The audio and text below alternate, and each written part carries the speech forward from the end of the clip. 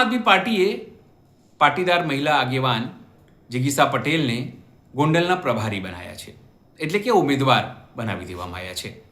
પણ મહત્વપૂર્ણ બાબત એ છે કે હવે જિગીસા પટેલ પહેલાં પણ સમસ્યાઓને સોશિયલ મીડિયા પર ઉપાડતા રહ્યા છે અને અત્યારે પણ તેઓ અમરેલી અને રાજકોટના બોર્ડર ઉપરથી એક ગામમાં કઈ રીતે રસ્તામાં ભ્રષ્ટાચાર થાય છે, કઈ રીતે કટકી ખવાય છે અને કઈ રીતે ભાજપના નેતાઓના ગજવામાં પૈસા જાય છે તેનો આરોપ લગાવીને એક સોશિયલ મીડિયા પર પોતાનો વિડીયો મૂક્યો છે, જેમાં ભાજપના નેતાઓ ઉપર આકરા પ્રહારો કર્યા છે. નમસ્કાર, હું છું ચિંતામણી પુત્ર અનિલ પટેલ. સ્વાગત છે આપનો અમારા કાર્યક્રમમાં.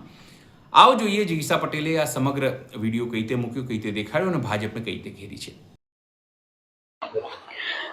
નમસ્કાર, હું છું જિગીસા પટેલ.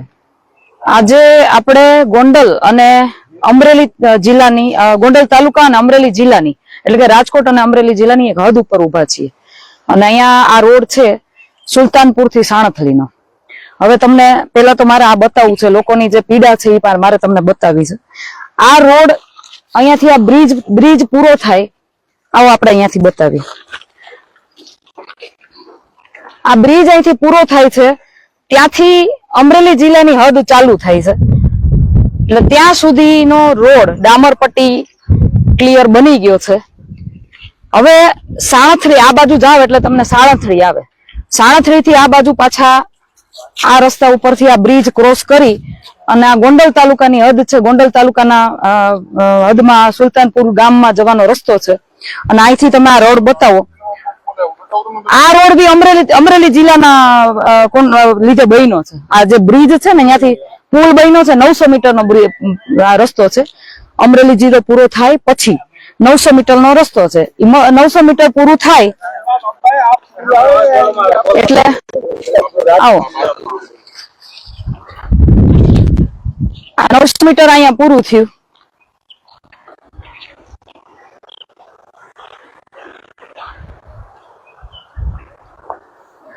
એટલે આ અમારે ગોંડલ તાલુકાનો વિકાસ અહીંથી ચાલુ થઈ જશે. આ ગોંડલ તાલુકામાં એટલી બધો વિકાસ છે કે અહીંથી 4 કિલોમીટર સુધીમાં એટલો બધો વિકાસ થઈ ગયો છે ને કે અહીંયા લોકો રાજીના રેડ તમે જુઓ, બધાના ચહેરા ઉપર આમ ખુશીનો માહોલ છે. 4 કિલોમીટર જેવો તાલુકો ચાલુ થાય દરેક જગ્યાએ તમે ગોંડલ તાલુકાની ફરતી કોર તમે જોશો ને તો જ્યાંથી એના હદ પૂરી થાય ને ત્યાંથી બધા જ રોડ બની ગયેલા છે. આ બધા જ રોડ અહીંથી ખવાઈ જાય. ગોંડલ તાલુકો ચાલુ થાય એટલે રોડ બધા ખવાઈ ગયા હોય. હવે અમારે છેલ્લા 30 વર્ષથી તમારા રોડ લગભગ નથી બન્યો ને. 1987 વખતે લોકોનું કેવું છે કે અહીંયા કાંકરી ને એવું બધું નાખી અને રોડ બનાવવાની તૈયારી કરતા હતા, પણ પછી કાંકરી નાખ્યા પછી કોઈ ડામર બામર પાથરવામાં આવ્યો નથી. હાલો વાંધો નહીં કે 87 માં તો કોંગ્રેસની સરકાર હતી, એને થોડું ઘણું ખાધું, પણ આને તો હાવ ખાઈ લીધું. આને કાંકરી એ નથી નાખી. વાત એમ છે કે પ્રધાનમંત્રી એવું કે છે કે દરેક ગામને જોડતો એક રોડ બનશે અને ગામથી ગામની કનેક્ટિવિટી થશે, ગ્રામ સડક યોજના જેને કહેવાય. પરંતુ ક્યાંય કોઈ જેવા કહેવાય ને કે મોદી સાહેબ જેવા એના પોતાના પોટા લગાડી અને ગામે ગામે આખા ગુજરાતની અંદર જે જાહેરાતોમાં જે પૈસા બગાડે છે ને એટલા રૂપિયા અહીંયા બગડતા હોય ને તો આ લોકોને એટલી ફેસિલિટી મળી રહે, પણ એવું કઈ કામ તો કોઈ દિવસ થતું છે નહીં. એટલે પેલા તો આ લોકોનો પ્રશ્ન એ છે કે રોડ ખાય કોણ ગયું? એવો તો ખમતીધર કોણ છે જે પાણા બાણા કાંકરી બાકરી બધું પચાવી જાય છે, ડામર એ પચાવી ગયો, એવો કોન્ટ્રાક્ટર છે એ કોણ? પેલા તો ઈ જાણવું છે. અને બીજું કે અહીંયાના જે કોઈ પણ લાગતા વળગતા નેતાઓ, પ્રતિનિધિઓ અને અધિકારીઓ, એની શું આમાં મિલી ભગત નહીં હોય? કોન્ટ્રાક્ટર કોઈ એમને રોડ ખાઈ શકે?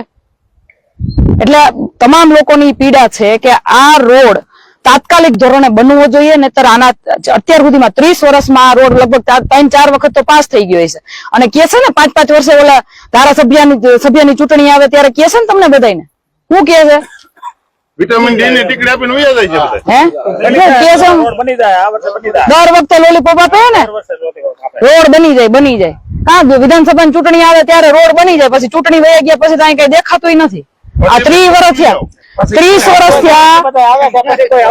30 વર્ષથી કાંકરી નાખવામાં નથી આવી, તોય લોકોને ભોળા લોકોને ઉલ્લુ બનાવવાની અહીંયા જે પ્રતિનિધિઓ છે ને એની તમે રીત જુઓ. દર ચૂંટણીમાં એવું કહેવામાં આવે ધારાસભ્યની તમારો રોડ બની જાય. હવે મારે તમને એ જણાવવું છે કે અહીંયા સુધી રોડ બની ગયો છે, એનો મતલબ એવો છે કે રોડ પાસ થઈ ગયો છે. 900 મીટરનો રોડ બન્યો એનો મતલબ એમ કે રોડ પાસ થઈ ગયો છે, ઈ તો ફાઇનલ છે. તો અહીંથી રોડ ગયો ક્યાં? અહીંથી રોડ ક્યાં ગયો? કોણ ખાઈ ગયું? અને કરોડો કરોડો રૂપિયાના, હું આની પહેલા શિવરાજગઢ ગઈ હતી, શિવરાજગઢમાં 18 કિલોમીટરનો રોડ 18 કરોડ રૂપિયાનો પાસ થયો હતો. આ 4 કિલોમીટરનો રોડ છે એ 3-4 કરોડમાં પાસ તો થયો જ હશે. તો આટલા રૂપિયા ખાઈ કોણ ગયું? 1 કિલોમીટર 1 કરોડમાં બને, તમે વિચાર કરો. હોનાની ધૂળ નાખતા હોય એના જેવું.